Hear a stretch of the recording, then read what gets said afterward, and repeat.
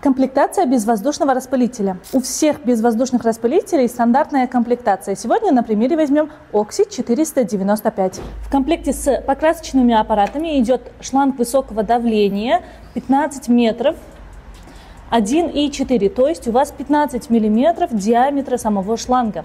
Дальше у нас идет качественный покрасочный пистолет Oxy P3 с фильтром в рукоятке и соплодержателем. Затем у нас идет одно покрасочное сопло для материалов средней густоты. Это заборочный шланг, к нему прилагается фильтр грубой очистки. Помимо этого в самом аппарате есть шланг обратки, чтобы вы могли прочищать оборудование. Масло для смазывания поршня. Любое двухтактное масло, если закончится, можете приобрести.